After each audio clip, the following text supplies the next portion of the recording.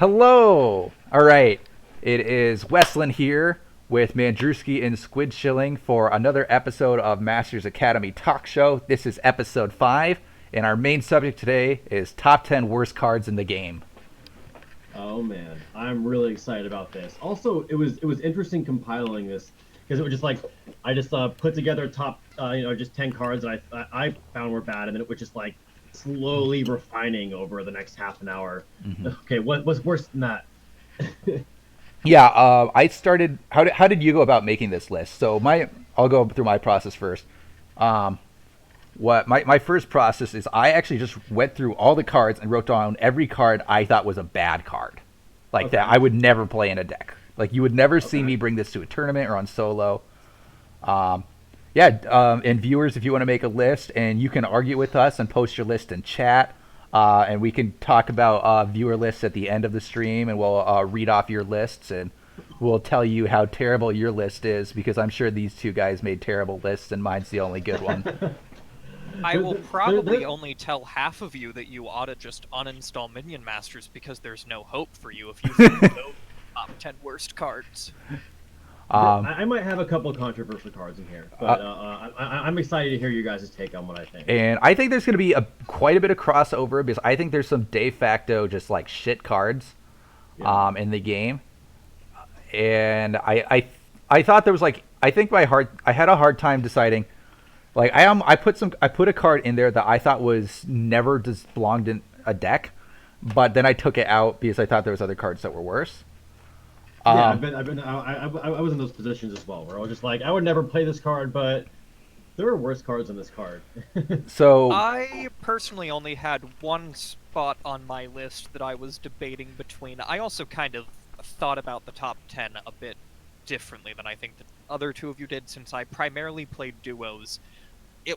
My thought wasn't so much like, which cards don't I want to see in a deck, so much as which cards, if I saw them in my ally's deck, would I feel the most strongly that I ought to just quit and take the 5-minute penalty rather than suffer through the remainder of the game? of the Three cards Demon Warriors.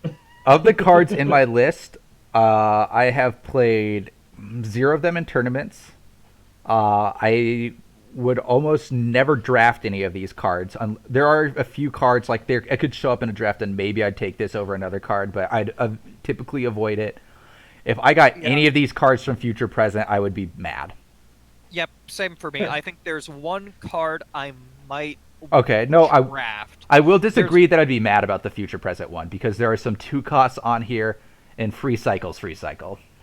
Yeah, I think on my end there is one card that I might potentially draft, and there is one card that I wouldn't be like massively upset if I got it from Future Present, just because it would be free and it's at least something. Um, Yeah. But for the most part, I think these are cards that wouldn't be worth drafting. A lot of them I don't even think you can draft because of the nature of them. But yeah. I think looking at my list, there's 2 cards in this deck that I would draft, and not feel terribly about it. But I still think they're really bad cards. And I But think, I also think that draft is radically different than ranked play. yeah. In my experience. I would say I think we're going to have 5 cards that show up in all of our lists. Yeah, that's a really good chance. I Um, know I have at least one card on my list that probably neither one of you have. all right. Okay, I would assume so as well. all right, now let's start off, and we're going to start off with number 10. And I realize I put my order of the things on the. I'm going to quick fix something on the screen because I have something backwards, so I need to quick fix the text file. So we're gonna, you guys rant about your process of making your list a little bit longer. Okay, Sure. sounds good. So, yes, I primarily played duos. I don't really find much pleasure in solos because, for the most part, solos descended in very quickly into kind of rock, paper, scissors for me. Oh yeah. And so, from my perspective on drafting, it was which cards do I think just in general are the hardest to really get value out of.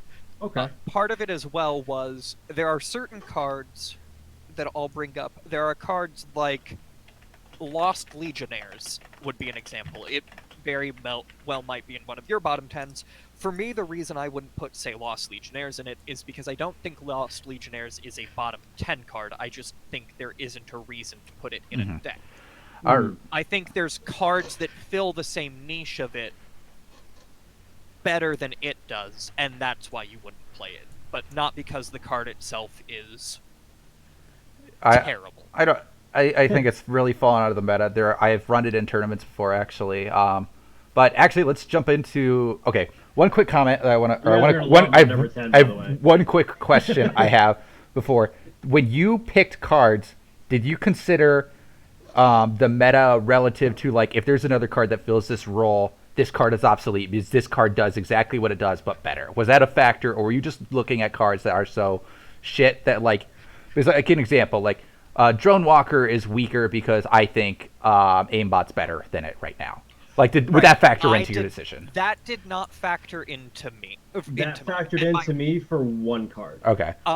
My reason for not doing it was, if I were to assign a numerical score to each card, I think there are some cards that are like a 4 out of 10, for which a card exists that's like a 6 out of 10 that fills the exact same role as it.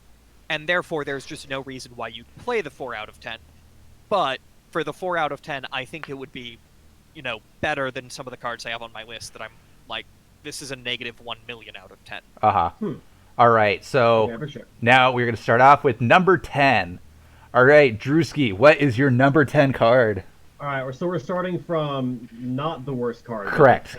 We are working our way to the worst card. You guys are going to love this, and this is probably my most controversial. But Lost Legionnaires is my number 10. Wow. Okay, that was pretty funny because we already had that discussion about. A bit of a conversation, yeah. I feel like Warrior is way too powerful. This is the one card where it's like there are just other cards that just fit the slot better. I truly believe that Armored Scrats fits the spot for Lost Legionnaires better. I think that Warrior, if you don't care about the split, is significantly better than Lost Legionnaires, especially considering the recent buff. I just think because those two cards are just so significant, it's hard for me to consider, even Curse Bearer or it's just such a low on the bottom of the barrel, which makes me sad because I love Legionnaires as a card. I just feel like Lost Legionnaires just doesn't make the cut for being not a terrible card at this point in the meta. All right. And then we'll go to me for my number 10. My number 10 was actually Rampage. I do not think that card is very good right now. And basically, I'm not a fan of the card. I see it's situationally useful, but a 2 mana to just throw rage on units, it doesn't protect them anymore. There's so many other opportunities for rage. So you're not using it as a rage buffer. It's potentially useful in Milloween, but it's so niche in its usage, and it's mainly just a win more card. You're only picking it in decks that we're already going to win regardless of that card, I think. I don't think that card puts you into victory unless you're trying to rush them down.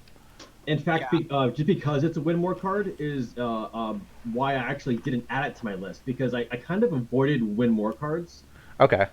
Because I felt as though there were worse cards than win more cards. Because a win more card is it's meh. You know what I mean? It's not going to take you from behind. They tend to be cute, but I didn't put them on the list because I didn't find them to be as dreadful as some of the cards that I could have added. All right. Yeah, my main reason for not having Rampage on my list is I do think there are some uses for it.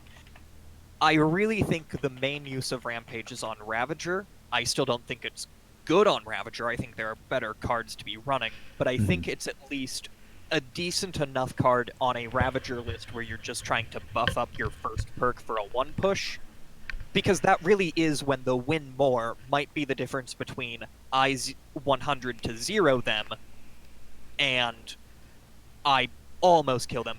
Also, a good point Jetsu's making is I do think Rampage is what makes the triple Zeppelin Bomber Black Hole deck work, and I think that is I don't like that deck, but I will acknowledge Rampage is what makes that deck Mhm. viable. Um, And for my number 10, this is probably going to be a hot take on my all right. part. I have Lord Commander Thelic as my 10. All right. So. And I want to explain on this one. I have numerous problems with Thelic. First, I think in general, spells are weak. I think spells in general are, in the context of Minion Masters, like, typically worse than Minion. Well, because they don't continue to gather value. Right. So, by the very nature of having Thelic in your deck, you are forced to run 4 spells, which I think for most decks makes it worse. That's probably number 1 with it. My thing is, no, I am disagreeing with you on this card. I have really strong reasons for this. This card wins the game on its own if they do not have an instant spell for you when you summon those guys. Okay, so this is where I'm going to have the second objection to Thelic. Okay. Thelic is not worth its mana. Just from a pure statistical standpoint. No, he is definitely worth his mana. No. Please let me explain. Lost Legionnaires is 3 mana to get 2 Legionnaires. Crystal Archers is 3 mana to get 2 Crystal Archers. Last Stand is 7 mana to get 7 Legionnaires. Based on the mana for Crystal Archers, 6 Crystal Archers should cost somewhere around 7 mana.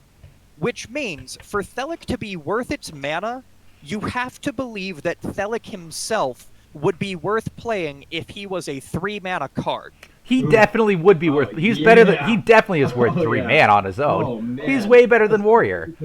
Could you imagine if Thelic was in the game with for 3 mana? No, that'd be OP. The reason why it would be OP is okay. So I think I want to chime in on this real quick. Is because I feel like Lord Thelic has sort of an inherent problem. Okay. And the inherent problem is the fact that he costs 10 mana, and it's not just the fact that it's a 10 cost. It's because when you play a 10 cost card with all of the cards gain an inherent bonus from having 6 mana, right, it really puts a dampener in the really powerful aspects of it. Oh, we got some Beethoven in there. So yeah, that's my other objection to Thelic. Thelic by its nature doesn't synergize with Thelic. All My right. final objection is, because Thelic costs 10 mana, and you're forced to run 4 spell cards in your deck, and Thelic becomes worthless if the opponents have a way to kill the archers, like Daggerfall or Chain Lightning, which is incredibly meta right now, you're basically forced, if you're playing a Thelic deck, to have a shield mechanism, which means you are committing 13 mana to your push, while also ensuring you only have 4 cards to play around with to support the rest of the push, because you have to have a Bannerman and 4 spells to make Thelic work, along with Thelic. And I don't think Thelic is strong enough to justify forcing yourself down to only having 4 answers for the rest of the game. My one counterpoint. I think Thelic would be I don't necessarily think Thelic is bad on its own. I think the problem with Thelic is how you have to build your deck to make Thelic work means that Thelic can only be ran in decks that are worse than just more standardly built ones. Okay. All right, so we are going to move on to number 9, and we'll start with me here. All right, so this card just recently got buffed, and it still stayed on my list because ultimately I don't want to spend 6 mana on one of the most fragile cards in the game, even if it's flying, because its flying attack isn't that good. And I think you can guess what I'm talking about, but I mean ATG Drone. ATG Drone is completely dreadful. Yep. It did not end up making my list, but it could have. My thing with ATG Drone is, like, I tried it multiple times, and I've seen it be somewhat successful, but you are not going to see anybody low elo be able to pilot this card and have any remote success for it. Yeah. Well, ATG Drone has like it's one of the 2 cards on my list that I would draft. Like just because like it does have a very interesting like defensive property to it. Like when your opponent is all on the ground. Air is premium in draft, but in ranked, man, ATG drone is really hard to make work. But my other thing is like, okay, so as I said, or when you mentioned the draft thing, I would draft this depending on the cards. But most of the time, Yeah. I see this card and I'm like, I'm not touching that. But more importantly, like, Yeah. its DPS is 30 for 6 mana, and it's like Yeah, it no, I it needs something like it's well one a lot of people a lot of the anti-air things that people are running sniper in almost all their decks right now. People are running Zhao Long so often. You see so many dragon whelps it's so many times shadow whelps are showing up, like a lot of Even the Harb is still fairly common. yeah, like there's like so much of, and I think ATG drone's so bad because of the meta too, where I don't think the card on its own would be so bad, but when it's 6 cost, it needs to be strong individually, and I think that's one of the problems of the card. Like at 6 cost, I'm already committing a lot of mana, where like I need to be supporting this, where like it does. Like like there's so many other anti AOE cards that do what it does. It doesn't have. It's not a high impact card at its DPS. Like there's just very few times where I would want to take this card over something else because of that low DPS. And if I want to take advantage of its DPS, then I need to place it in the middle of a group, which means I'm having it get targeted right away. And if I'm trying, and it's not like that strong when it's pushing. And if no, I, have, I totally agree. yeah, Yeah. it's a I, I feel like when you were saying before, like how I would change a card. mhm. You see, I feel like with the ATG drone, I played around in my head with stats, and I couldn't really find a nice spot. What I think the ATG drone, what would be interesting is if he didn't aggro to air units, but had sort of at least a little like an anti-air like laser that like single target. You know what I mean? Like it wouldn't go out of its way to fight the air unit, but like if a whelp was coming towards it, it could survive the whelp. I mean, that kind of takes like away its name, where ATG No, I stands know, for I air know, to I know. ground. I know it's just Yeah. like I don't know. That's true. That's true. I just like I actually think so something hard that to might make make- ATG drone better is if it kept advancing while it attacks. Because another common problem for ATG is when Scrat Tank is popular, like someone plops down a Scrat Tank, your ATG gets targeted to that, and then the snipers are out of range, and it's just hitting one unit Mhm. that it can't damage. Yeah, well, that that's was all air units on Scrat Tank. yeah, but ATG drone's Right, but- frustrating because this is a card that you Yeah. needed to move into the middle so it can hit everything. Right. And Yeah. it's not doing its AoE all the time. Sometimes it's hitting one unit, and it's like, well, what's the point? All right, Yeah. we're moving on to Squid's card though for number 9. All right. This is going to be a similar complaint, Thelic, and I think this is the most consistent theme. It's just a card that I think to make it work in your deck, you have to build a bad deck, and that is Dragon Nest. Okay, this one I totally am on board with. The card can work, but Yeah, I think Dragon Nest could work. The problem is just it's so rare that I want to be playing a spell while also wanting a Dragon Whelp. And so it's not so much that there's not really a natural synergy for Dragon Nest. And it's hard to really think of a master who makes great use of Dragon Nest, because Milo wants to play spells, but Milo's Golem is better than a Dragon Nest. Mhm. Setsu will play spells, but you play spells on Setsu to reload, and you don't really get. I think Much out of Setsu it. was probably the best master for that Yeah, card because definitely Setsu. her jump. Well, actually now, Right. sorry, no, the new master is the best for that card. I Yeah. changed my mind. I still think it's just a kind of bad card in general, though, because the problem with Dragon Nest is to get value out of it, you have to be throwing spells, and a lot of times that means you're throwing spells for really bad mana trades. Hmm. Oh, and in that card's So I ahead. do have to say, because I know that you're a 2v2 player, and I'm terrible at Dragon's Nest, but I have in situations had my butt handed to me by a very talented Dragon. Yeah, I have one in Grandmaster. I have lost to Dragon S They're decks. very far and few in between. But there are people out there that are really good with Dragon. Well, the meta's got worse for them though. Is the thing Right. like is with the spirits? Like actually, they do really well. They do really well with the spirits and wolves. I mean, we've done and on this stream we've done or on the show we've actually done a Dragon's Nest battle, which was pretty fun. But you have to remember this card is super vulnerable to Defenso, which is at its prime popularity right now. Everybody's playing Defenso. Right. Everybody's playing Chain Lightning. I mean, Soul Stealer's still really popular. So many anti-tools and Sniper's super popular. I mean, unless you get the spirits and then the Lycan on it, you are like, and that's really the only way you can play it. But even And more with so, that, like- I think you still have the problem that it loses hard against like Fire Imp, which has kind of fallen out of the meta, but is still a common enough card to see. yeah, it's still relevant. All right, on to number 9 for Drewski.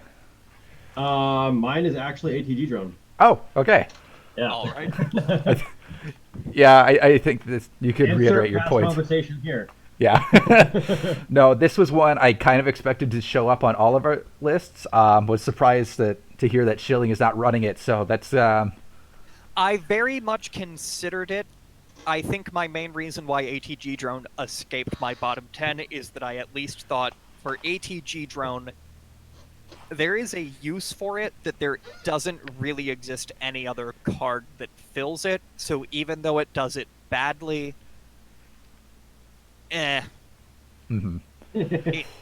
there are times where ATG Drone can be effective, and I think there are other cards that, like, even at their best, are not worth playing.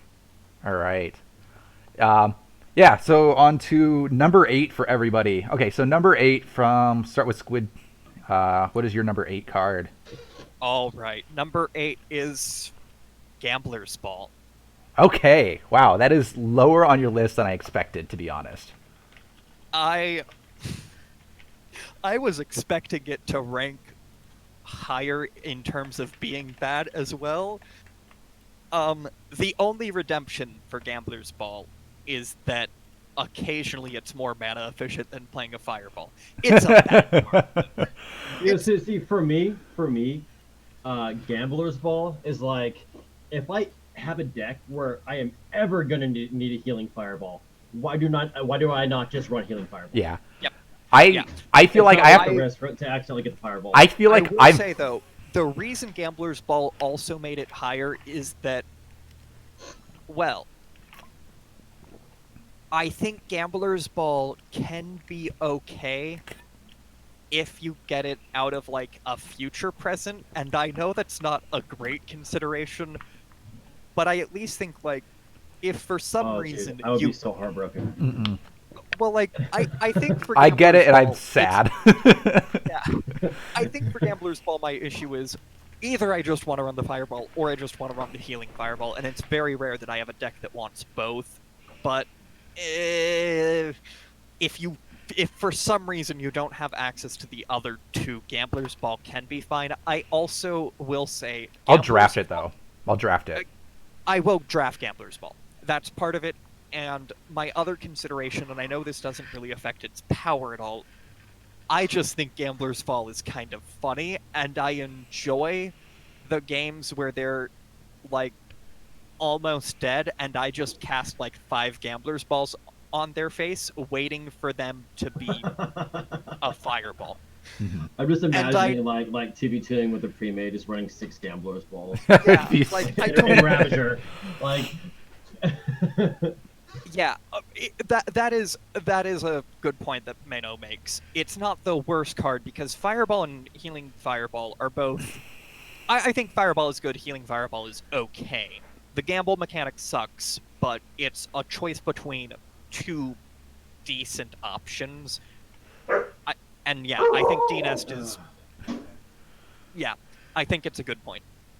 Yeah, one thing about Gambler's Ball is like I considered before, like, what if you lowered its mana by 1? If you lowered the mana of Gambler's It Ball by becomes 1, kind of crazy it then. would be the most unfair card. Yep. Like Absurd. every Ravager deck would run 3 of them. Here's what I wanted. I wanted it to be 50% healing, 40% Fireball and 10% Dragon Ball. That's what I want to do to it. I want to make it a little bit more random. Give it just that one chance that it does something completely OP and unexpected. It's still a shit card and shouldn't be played, but at least it's funny then. Because then you can win the lottery on Gambler's Ball, and that's what I really want from that card. Yeah. You mean if there was a swayed chance? Yeah. That's interesting. Yeah, I don't. That's the thing. Gambler's Ball, at least.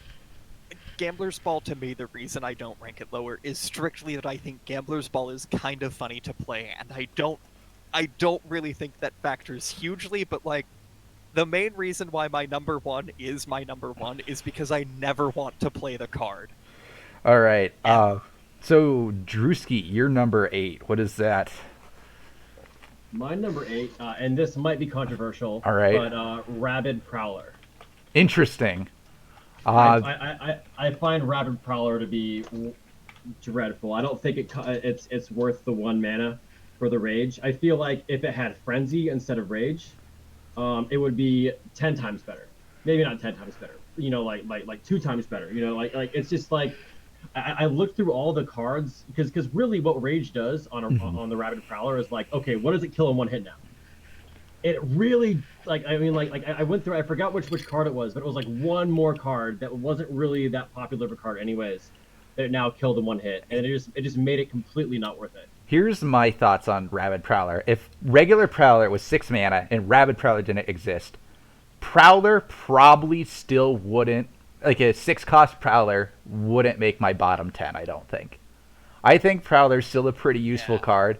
And when I've played a few instances of a Rabid Prowler Ravager deck. Now, I usually just going to play Cleaver instead because Cleaver is still way better, but it's not terrible.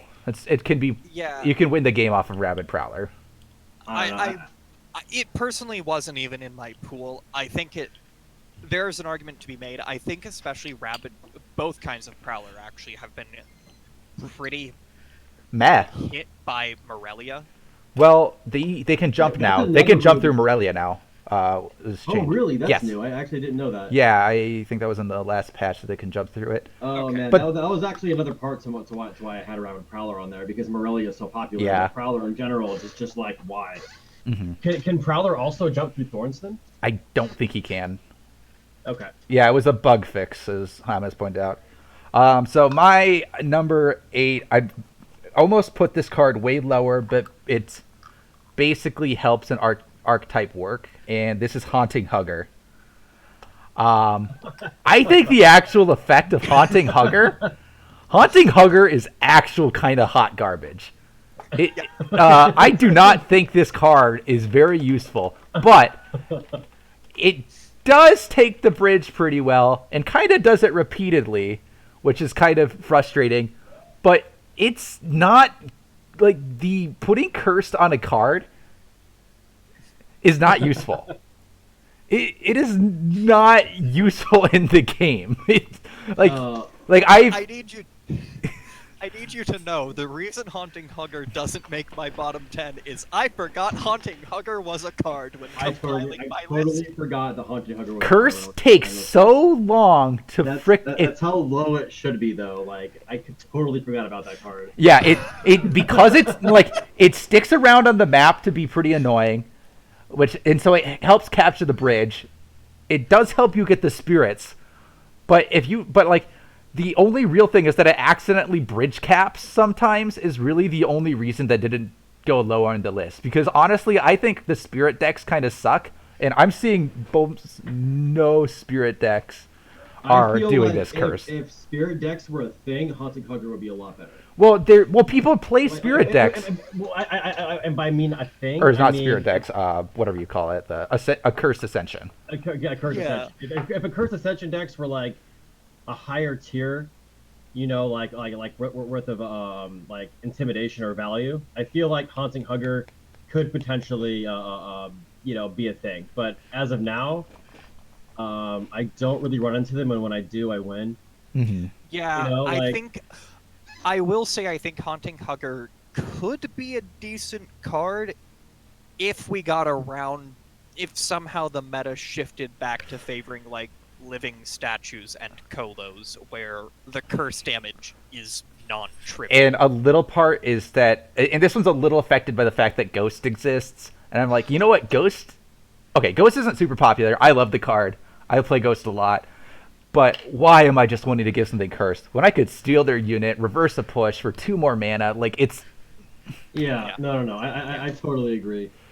All right. I totally agree. Hunting Hugger is dreadful. And then we are on to number 7 now. And I believe we're starting off with Drewski for number 7. All right, number 7 for me is Demon Warrior. Okay. That A one, very fair choice. I very much considered it, but I do like making Demon Warrior decks and can make it work, but it's so much effort to make it work. Oh, dude, it's so fatiguing, and you get to the late game and you play Demon Warrior, and it just still doesn't feel as strong as it needs to be, which, you know, to me is better than when it was OP. Mm-hmm. Yeah, Because there was a time period when Demon Warrior was everywhere, and I hated playing against it because it was just like, yeah, you get Demon Warrior to its maximum stacks and you win the game. well, it was good by 5 stacks in that deck, and because Oh, you dude. have to remember the meta was a lot different too. I think Yeah. like I don't think old Demon Warrior decks would be that good in this current meta. I think you would get rushed down and you would lose the control. I did, however, I actually watched one fully stacked Demon Warrior, 1v2 2 Colossus. Jesus. I watched it happen. Yeah. It was, yeah, dude, I hated Demon Warriors so much, dude. I was wonder if I so still have this broken. command. Yeah. There's a command that from when I started streaming, I have a cancer command. It says, noun, serious illness caused by repeated abuse of Demon Warrior APEP decks.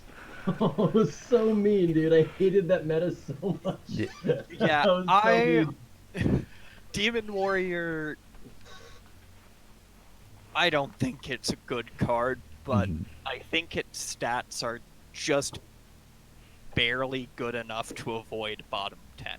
Yeah, that was for If me. its attack speed was faster, I think it would be off. I played with it using combustion on Diona and utilizing the traps and have been able to get it to face. And once it gets to face, you've won the game.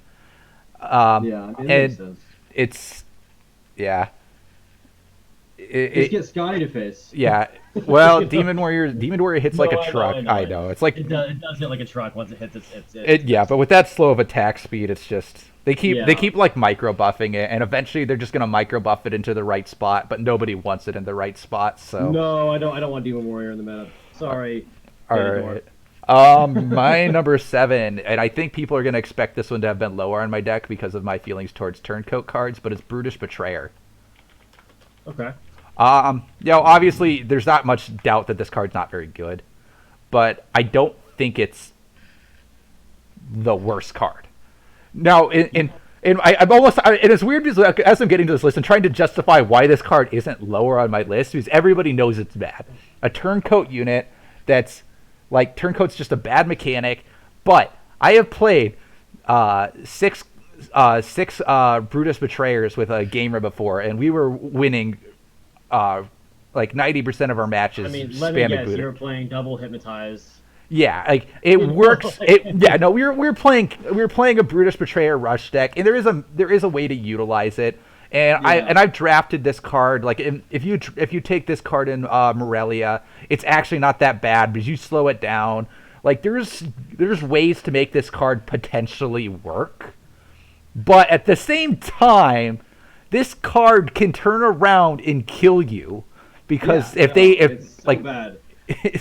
like if they can Yeah. answer it, you get fucked. You know how I would fix the card? I put a lot of thought into this, and Okay. I'm not sure if you guys would agree with this or not. But instead of turncoating at 50%, it turncoats at 25%.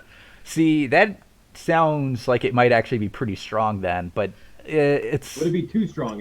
I don't know. Yeah. It might still suck actually because you can't answer it with certain cards. Yeah. I mean, it's I don't know. Brutish for me did not make the bottom 10, and it's strictly because I think there's a way to make it work on Morelia. okay. I think, and that's it. The reason it didn't make bottom 10 for me is solely that I think there is a viable way to play it on Morelia, taking advantage of her slow. But that's it. It's a bad card. Yeah. It's just that there happens to be a master that I think is overtuned at the moment that could possibly make use of it, and therefore it is not top 10 first right now. All right, Squid, what is your number 7 card? There's going to be a theme to my next 3 cards, so let's start it off with Gorak Brutes. All right, so you do not like the sacrifice mechanic. Gorak Brutes, I hate. It is such a bad card. You know what's really funny is I actually made a deck that was competitive in Grandmaster with Gorak Brutes. Oh, with sorry, he said Morelia. brutes, not sacrifice. Okay, guys, I may have With jumped ahead of it. it's You okay. have with jumped Morelia, ahead. because I went back to the old Bats Brutes combo, because in Morelia between perk 1 and perk 2, you can make the Bats cost 3, and we I don't know if anybody in this conversation played during the Bats Brutes meta, but it was one of the only hot fixes I've ever seen Beta Dwarf do, because it was so stupid. I'm actually I'm also gonna be on the disagreeing that this card is probably doesn't break my top or bottom 20 even, because I piloted Gorak Brute's Setsu deck pretty efficiently.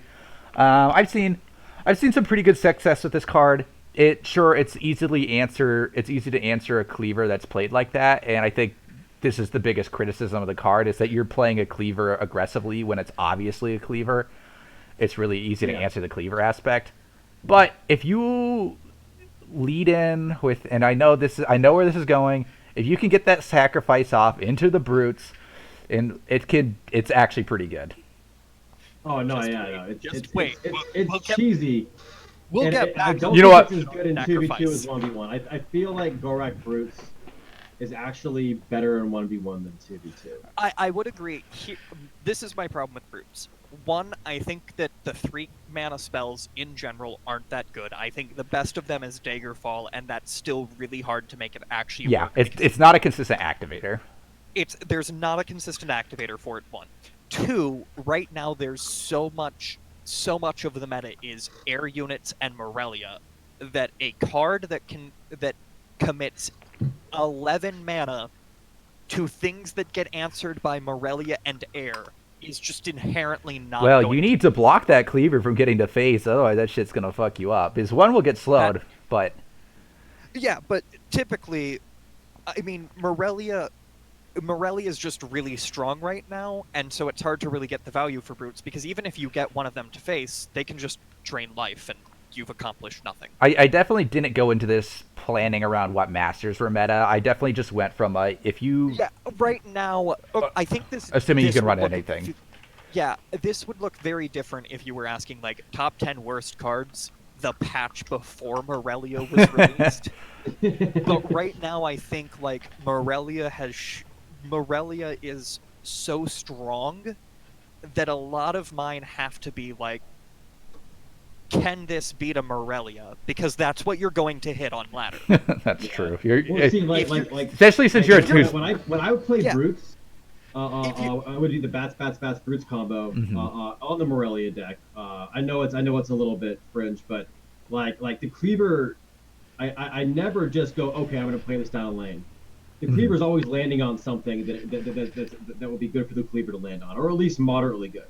So it already gets some value. You know, so they have the rammer going to face. They're forced to play a card to deal with rammer, and then you still have a cleaver. You know, and then the bats are just swarming, and I don't want to curse, messing everybody up. You know, like. Yeah. I'm gonna agree with James on this one, Hamas on this one as well. One of my big problems with brutes, and this is a problem I have with just cards like brutes in general, is they know it's coming. And if you know brutes is coming, it is so easy to just throw down, all right, they're going to brutes. They won't have mana to do anything else. If they just played their Daggerfall, you know, you can throw down a sniper, you can throw down drone buzzers, you can throw down a number of cards that I answer don't the like brutes. Daggerfall as an activator. Yeah, and that's the thing. I don't like Daggerfall as an activator, but I think, like, all the other 3 mana cards are also really shitty activators. I will disagree. I like Date cheese and date, but Cheese Date. I think Cheese Date could arguably be a bottom 10 card. It didn't make my short list even. I don't know. Cheese Date's bad, but there are really bad cards in this game. Yeah, okay. I just think a part of the reason I have Brutes on the list is the same reason I have Thelic and Dragon Nest, which is Brutes.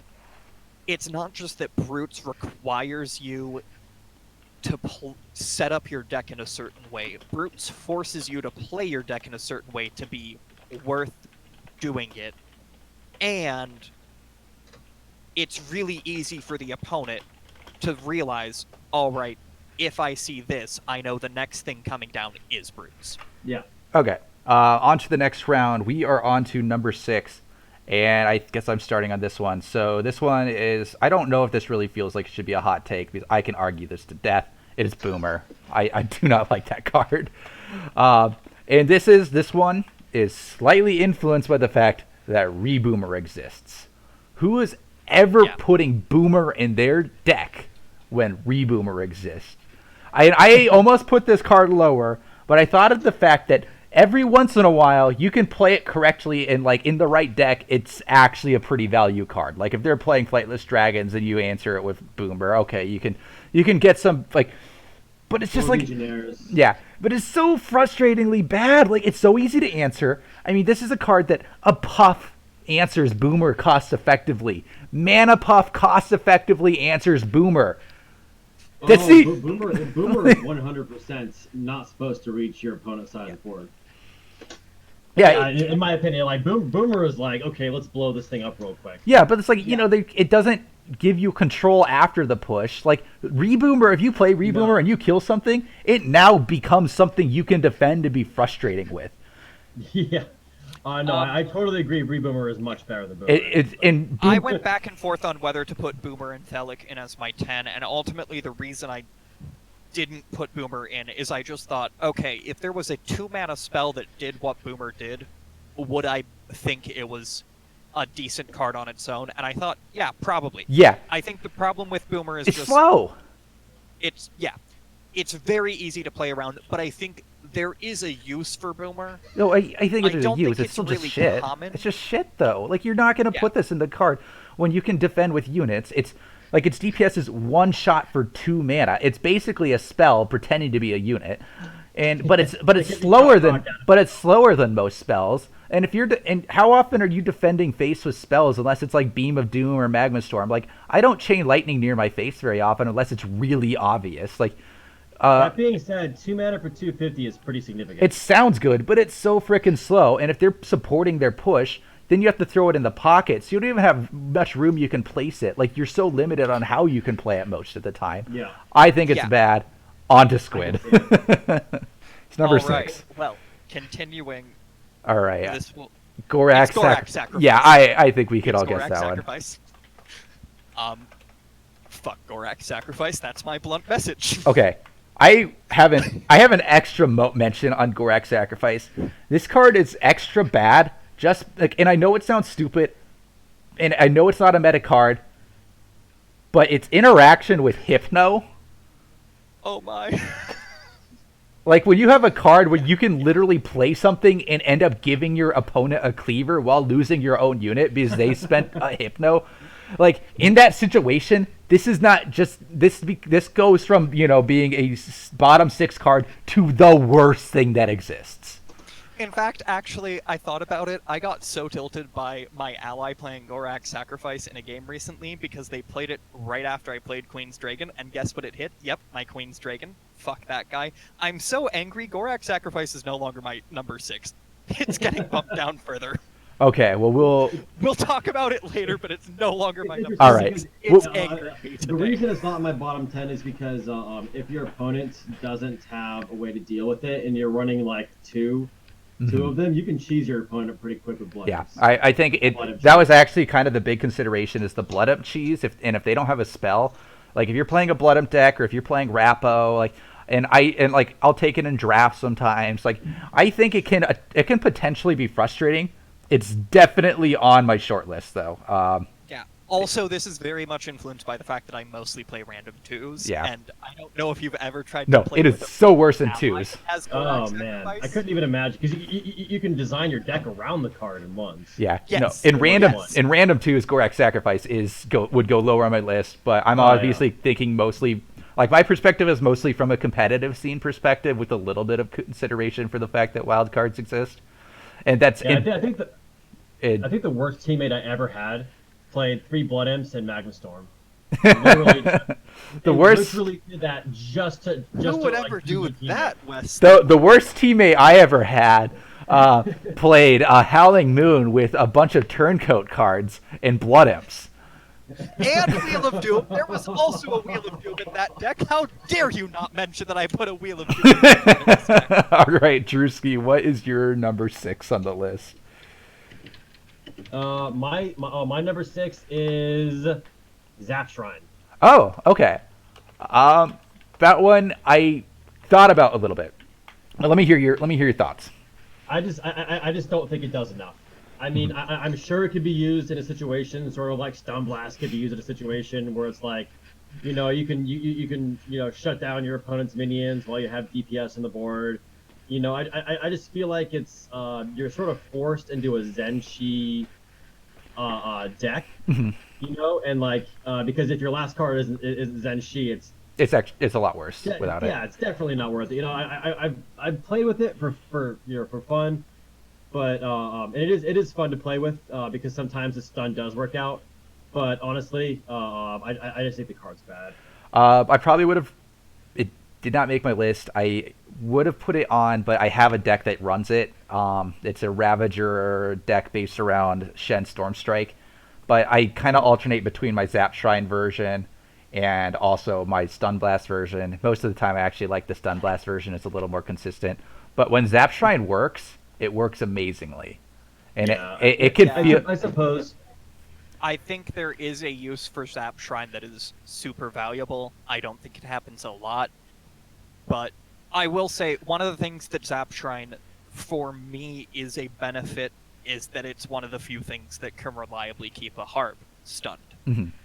Well, and I think that does have some value, just because it's an answer that you can't get otherwise. Well, it keeps trades. It catches them off guard with trades. I think it's consistent, like the fact that it sticks around. But my thing is I do think it needs a buff, and I think it just needs a little more health on that shrine because it is so fragile. Like a light breeze will knock that card over. Breathe in its general direction. Like let me get quick pull up the numbers here. Do you want to play a building into the middle of the map with 75 HP? Like it is a lot of work to protect that card. Well, yeah. I would keep in mind that like there is another building with 75 HP, but it can't be targeted. Yeah, that's true. All right, we are going to go on to number 5. We are in the final half. Well, okay, we were in the final half for everybody but Schilling. What is your... So this is we're actually technically doing your number 6, Schilling. You ruined everything, but what is it? My new number 6 is Gorak Gate. Okay.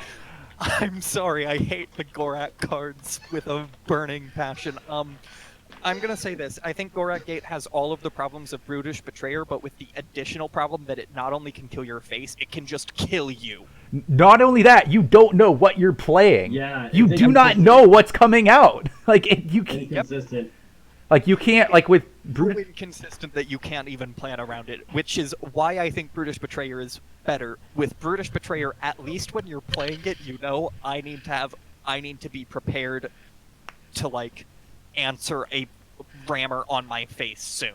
I mean, I don't think... With Gorak Gate, you're like, do I need to prepare for a swarm? Do I need to prepare anti-air? Do I need to prepare an answer for Cleaver? Who knows? I'm probably just going to get fucked by it. And Thylander's bringing up Gate is really strong combo with Disruptor Puffs, which of course is Troll. No, I hate the card too. It's we'll talk about it later. Thylander, I am a mod and I am not afraid of tyrant. No tyranting, please, Schilling. All right, Drewski, what is your number 5 card? My number 5 card is Morgrol's Ragers. Oh, okay.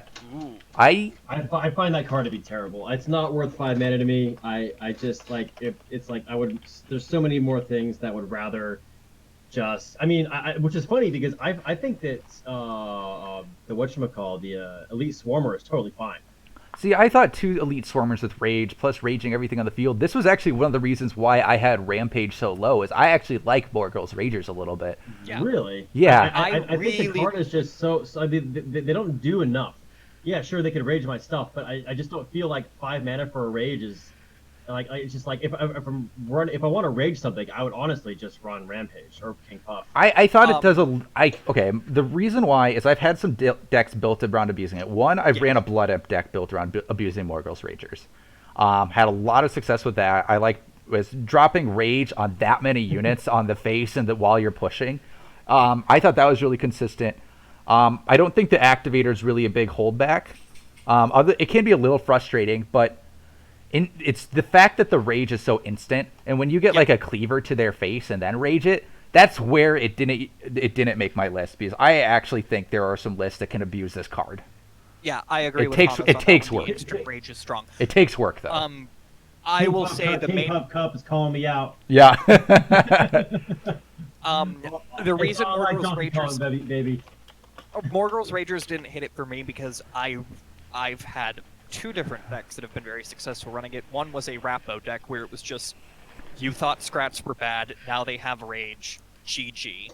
hmm It helps you overwhelm more. But the other one that I actually had more success with was Doom Cleaver with Morgul's Ragers, especially now that Oh yeah, because you could. Yeah, that's actually not a bad one. because because- it brings a few things into the range for one shot, especially things that people are putting spirits on to avoid getting them one shot. Well, with cleavers. like people not realizing that their defenso is going to get one shot by a raged cleaver, like that really catches Yeah. people off guard. Yeah, and so that's really I've had success using Morgul's Ragers in Rappo and Mordar. I don't think it's a great card, but I think it's the best of the various rampaging cards, and I think that's enough to keep it out of the bottom 10. Okay, since we've just been talking about rampaging cards, and you already know I dislike Rampage, I think it's been utilized worse at the exact same cost by the fact that you can, instead of picking what units you give it to, you only give it to 5 units, so it limits what decks you can play it on.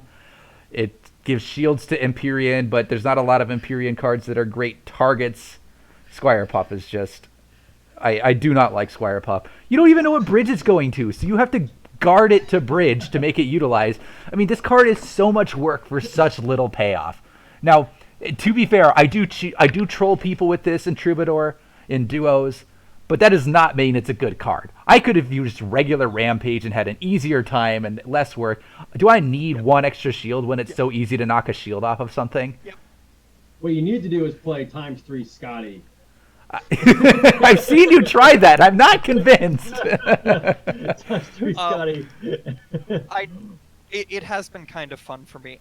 I will say the only positive part about Squire Puff is actually when I'm playing against it, where it's kind of fun to trick swap it and then just laugh because it's on the bridge, but it hasn't hit the exact middle of the bridge yet, so you still don't get it.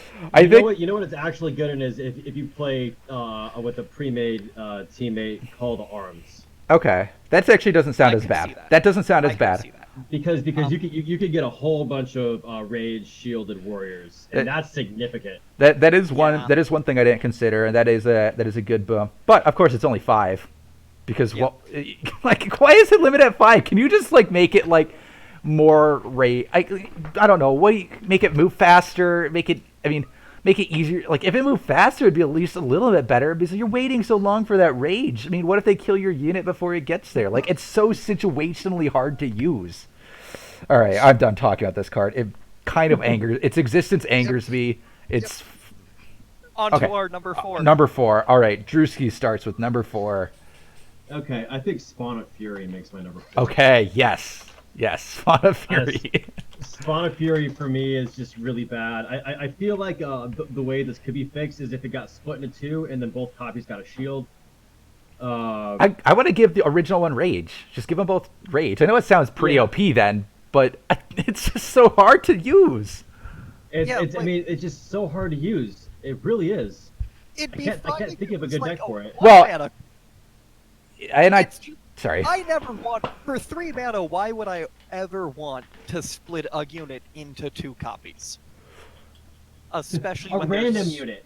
a random You unit. don't get to pick. I mean, obviously you can pick if it's only the only unit on the board.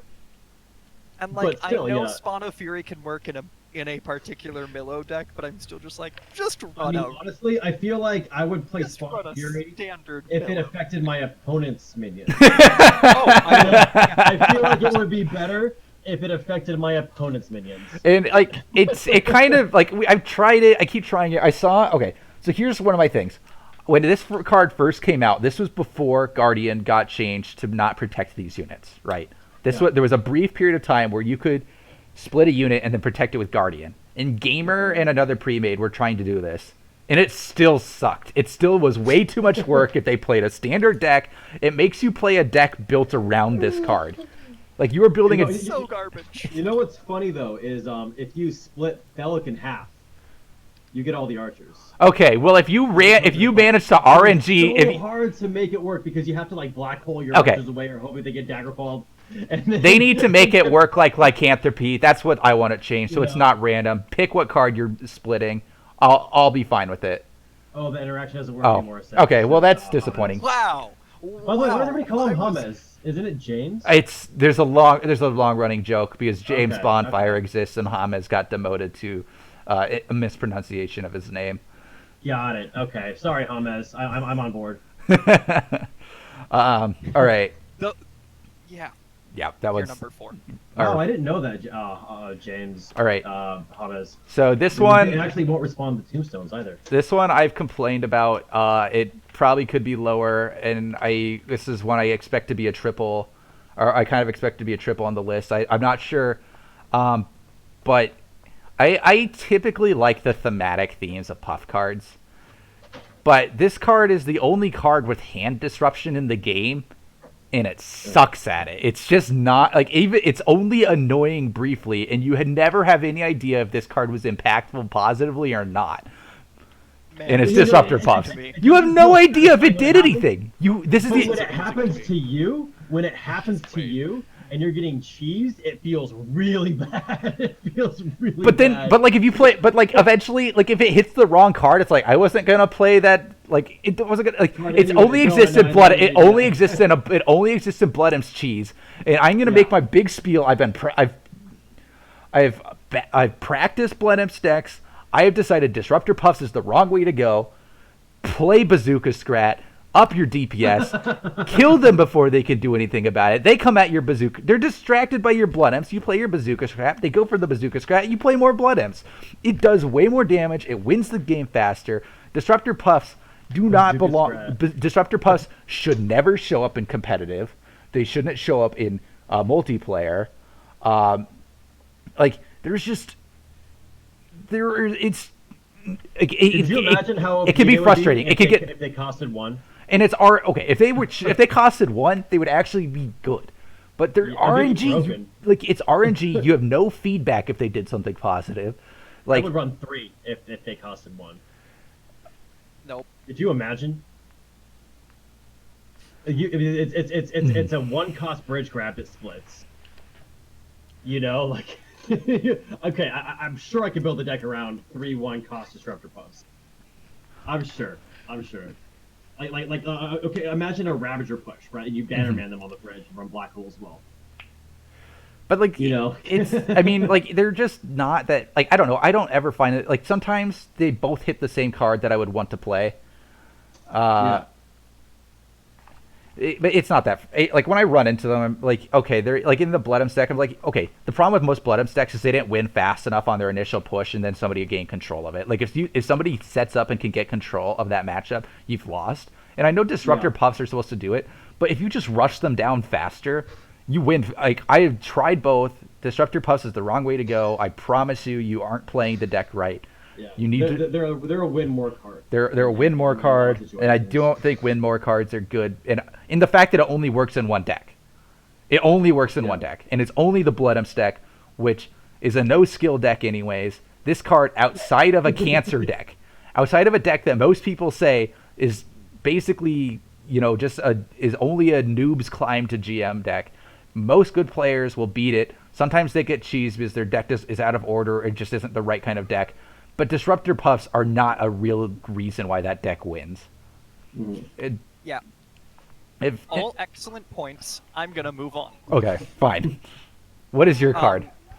My card, I have one further comment to make that you did not make. Squire Puff is a fucking spell, so it enrages Zhao Wong, and that shit pisses me off to no end. My number 4 is Squire Puff. Okay, I am fully on the hate Squire Puff card. They initially when they first spoiled the card. We already discussed it. Move on. Okay, we're moving on. Okay, number 3. I guess this starts with me, doesn't it? All right, so this one is a card I think is a guaranteed on everybody's list. It's Gambler's Ball. We talked about why this is bad. I talked about what I want to do to fix it. I think it was an abysmal idea for design to make a card that you don't know what you're going to be playing when it happens. I don't want to be in that situation. I don't want to have to find a way to make both cards work when it's like, why don't I just because then I have to play the card less optimally. Well, that's the thing. Like I said before, it's the same cost as a healing ball. Like More saving feel like if you ever have a deck where Gambler's Ball could be there, why not just run? Yeah, it becomes more situational because then I'm like, oh, well, I better play it at a time where I can kill something and heal. Like, it's other than Mr. Lose, who is honestly a crazy person, you should not like this card. All right, I'm done with this. Okay, you can comment. Yeah. I'm moving on to my number 3. Okay. Again, I just have a comment about something you missed in your justified hatred of a card. It's 2 mana, which means you can get it from Apex Perk 1 and from Future Present, and it is the worst to get from either of them. I don't know if it's it's one of the reasons why Apex sucks. Disruptor Puffs is my number 3. I don't know if it's the worst to get, but it's the worst. It's pretty that bad. Your 5 and 4 ended up being my 4 and 3, and that we just happened to be in order where I couldn't go right after. Yeah, I think 0 mana for Disruptor Puffs could be potentially. They're fine at 0 just because a bridge grab. It's You know what's bridge grab at 2 mana? Any other 2 mana minion. Well, it can grab 2 bridges and it can disrupt. I don't know. I feel like. Okay, when I future hate it. my comment is when I get it for Apex Perk 1, I'm frustrated. When I get it from Future Present, I'm less frustrated because at least it's free cycle. Yeah, I think that's fair. But from Apex Perk 1, it's something where I'm just like, do I just quit? It's kind of rude. Like it's just like, man, I could have had an Elite Swarmer, I could have had Propeller Scrats, or I could have had Disruptor Puffs. All right. Yeah. We're on to Drewski's number 4. Wait, are we on? Oh, sorry, number 3. Number 3. So number 3. Okay, I was about. Wait a second. Okay, so my number 3 is Brewers Betrayer. Okay. And we've discussed this guy in depthly. I think he's just. He's just. I hate the Betrayer kick. Betrayer. Cringe, yeah. Yeah, turncoat sucks. Other than when they had the bug where it turncoated and you could liken it to your own side, which was fucking cancer, by the way. That was the only time this card was good. All right. I'm still holding out that Brutish Betrayer is like 12th worst card. Hey, that's fine. There's. At least it's still bad. Mm-hmm. Oh yeah, I know I think I remember what Squid's number 1 is. But okay, we're on to number 2, and we're not gonna. And so for number 1, we're gonna have to try and guess each other's. But okay. Squid's number 2. My number 2. Yes. We've already discussed it again. It's Spawn of Fury. I hate it. It's worse than Gorak Sacrifice because at least with Gorak Sacrifice, I'm like, well, if it survives, we get a cleaver, and with Spawn of Fury, I'm like, well, if we survive, we get a shittier version of the minion you just basically got rid of. Yeah, it makes things easier to answer when we're already running so much AoE. Like, I mean, like... You know what makes Spawn of Fury fine? You know what makes Spawn of Fury fine? Is if it healed it all the way up and then split it in half. Yeah. That would be better. The only time I don't hate Spawn of Fury is if you get it on like a Harb because, well, then they have 2 Harbs to deal with and that can be irritating. But you can't pick what it goes to, so you have to have one Harb it's out. Terrible. Like, it's terrible. You can't. It's a horrible card. It's too much. It's a horrible card. It's too much work. I don't want to have a weird card that's situationally good as like I don't want to build a deck around a situationally okay card that could still be countered by Black Hole.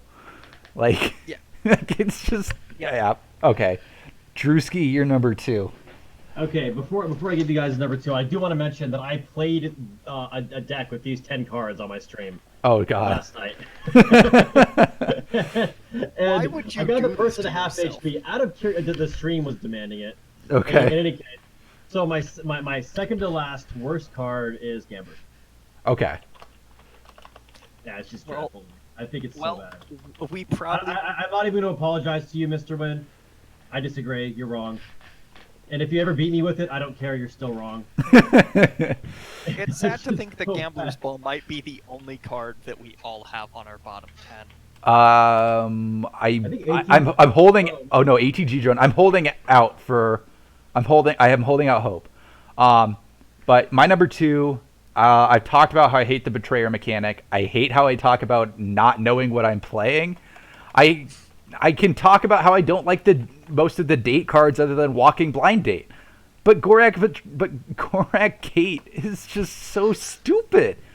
Like I can't believe there's someone that hates a Gorak card more than me. I put 3 of them in my bottom 10 just because I hate them. I mean, you obviously made me hate the card even more, and somehow we still beat somebody in like 2 master players with 6 Gorak gates.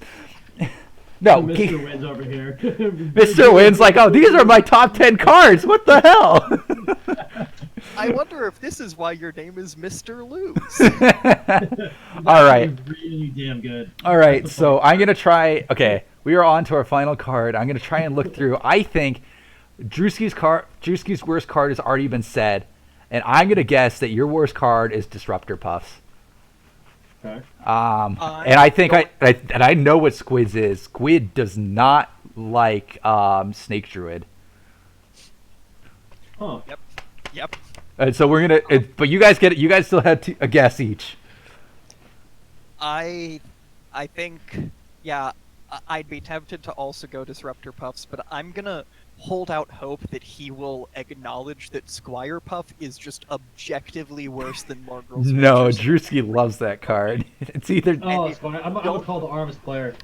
And if you don't acknowledge it, well, you are incorrect and you should lose your spot on this talk I will show. address the Mana Puff madness afterwards. Same. We There's a we- very good we have a reason why Mana specific reason why that card. Shilling and I, because of a deck we play, it's not on here. And I'm actually having a really hard time guessing. for Westlin, I It's shown up on both of your guys' lists. Oh, well, that helps. think Spawn of Fury for Westlin probably. Okay, I'm thinking Westland's gonna go with. Oh, so what's on both of our lists? It's on the stream. There's only- I'm looking at it. Spawn of Fury. Yeah, mine was really obvious. I think that I actually had it at number 2, and then I decided that it really. I actually had it at number 3 before, and then I moved around my top 3 and thought, you know what? I'm convinced Gambler's Ball isn't as bad as Spawn of Fury. It takes too much work to set up. We'll take criticism afterwards, and we'll tell you how wrong you are and how right our lists are. All right, It's so very possible that we didn't miss the card because I have a lot of cards that are sitting at like basically tied for 11. all right, Snake Druid for Squid, right? Is this correct? Fucking Snake Druid. Why would you ever like? I get the hatred for ATG drone. Snake Druid doesn't even do ATG drones better than John. Like I actually disagree. there are. I've seen Snake Druid do really well walking down grammar, stuff like that. I think because Snake Druid, Snake Druid is on my short list for sure. I do not think it's a good card.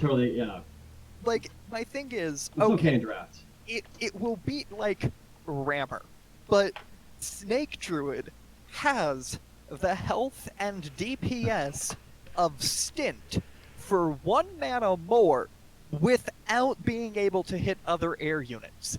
It's garbage. It's a garbage card. Okay, the one thing that I really as you last night, Croker and X and I were playing some Stormbringer with Snake Druid, And for a while, I was going, you know what, Snake Druid feels actually pretty good. And it did not make my list because of the amount of times where I could see people misplay into it, or the fact that it outranged the unit and just froze it out of range Like while it Succubus, soloed him. just like beat Succubus 1-on-1. Yeah, or beating Bara 1-on-1 actually was one of the funnier ones for me.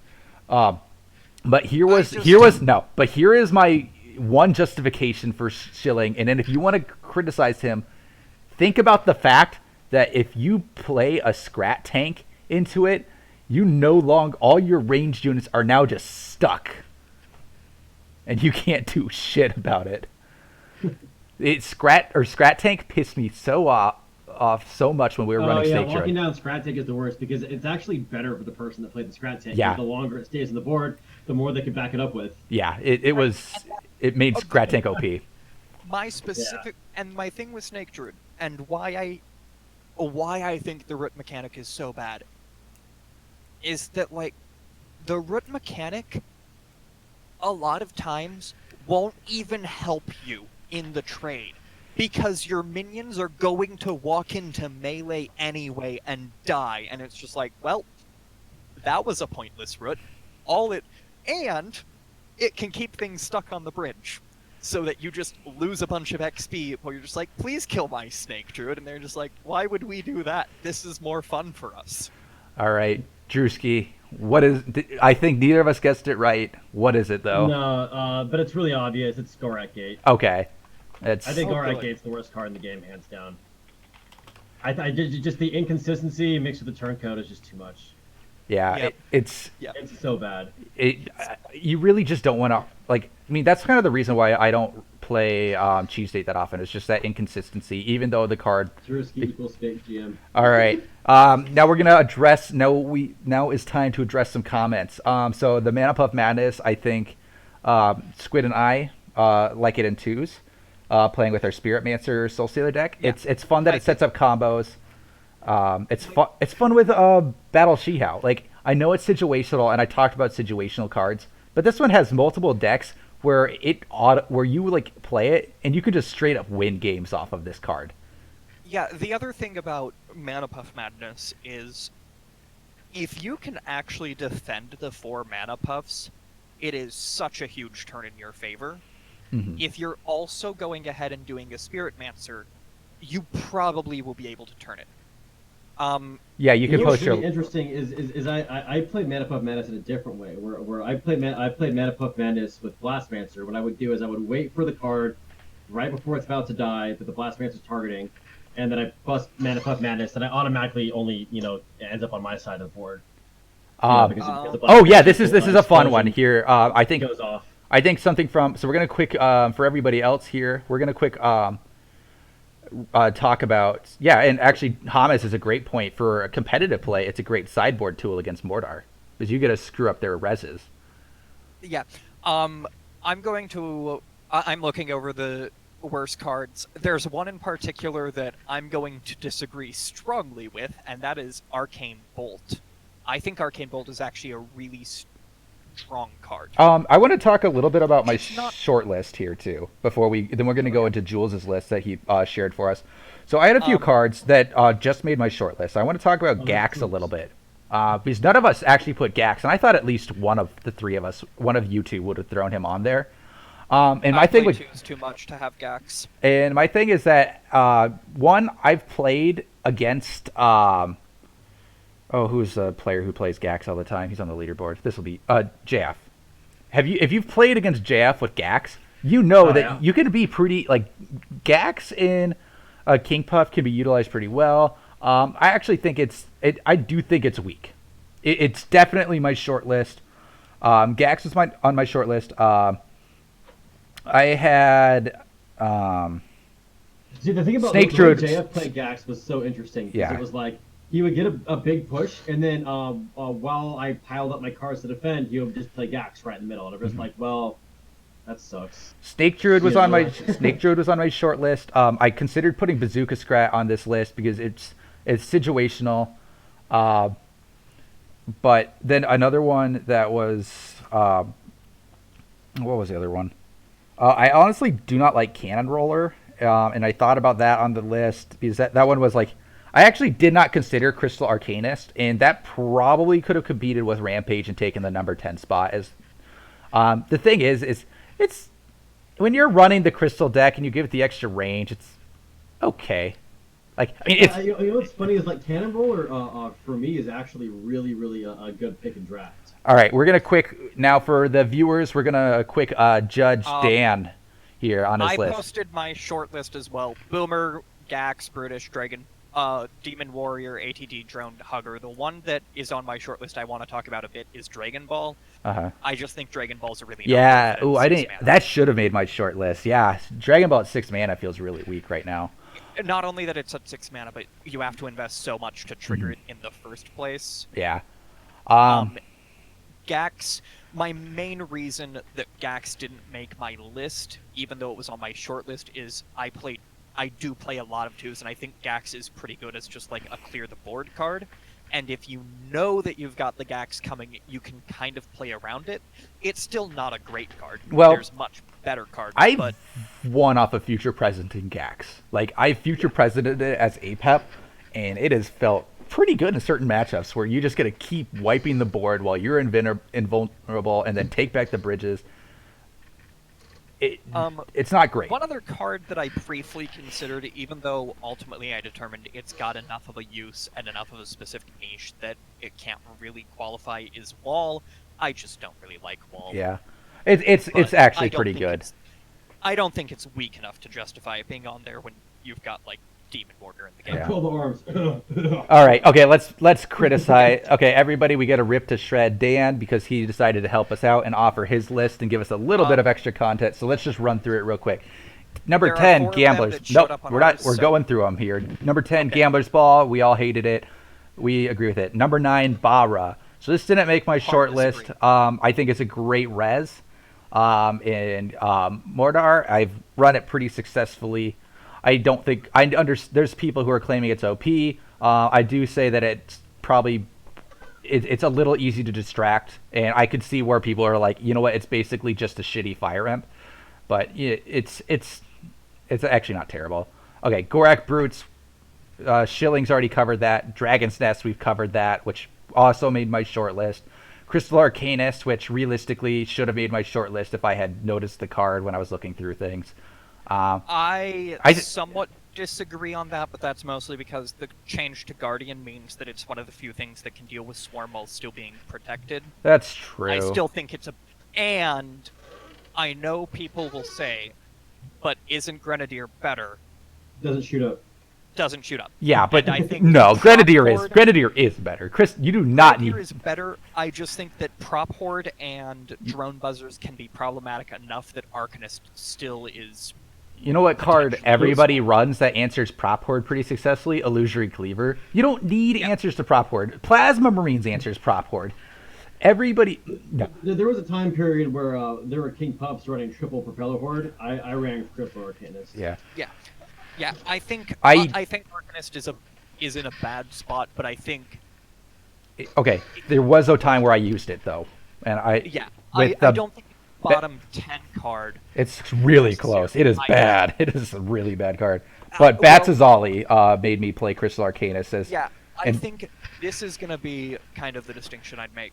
Arcanist would be a card I would consider similar to Lost Legionnaires, where it's a bad card, but most of its badness is just that there's something that's in its slot that does it better, and I don't think it's really that Arcanist itself is like noticeably worse than it should be. All right. In a world where Grenadier doesn't exist, I think Arcanist wouldn't even be in the conversation for a bottom 10 card. We're going to speed through the rest of this.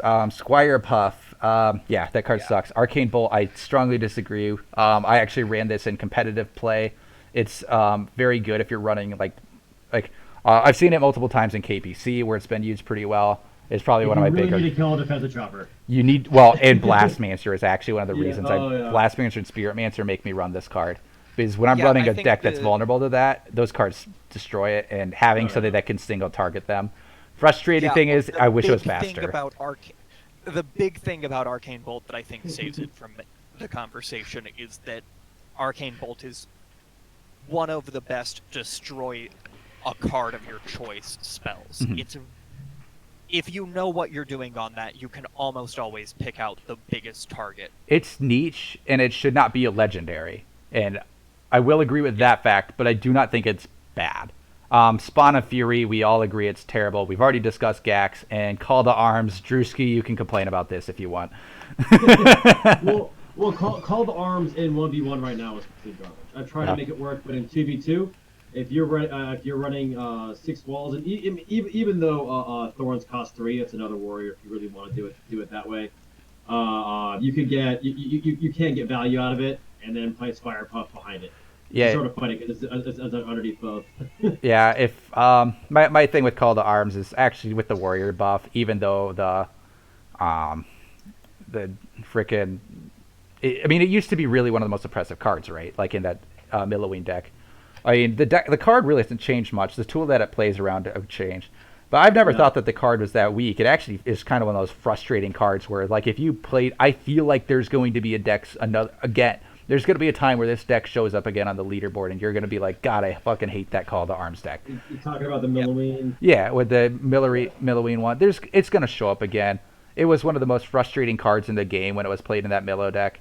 I don't like the card necessarily, but I don't think it's bad. But I also understand why it's on there, because trying to run that in like competitive, it's just shit.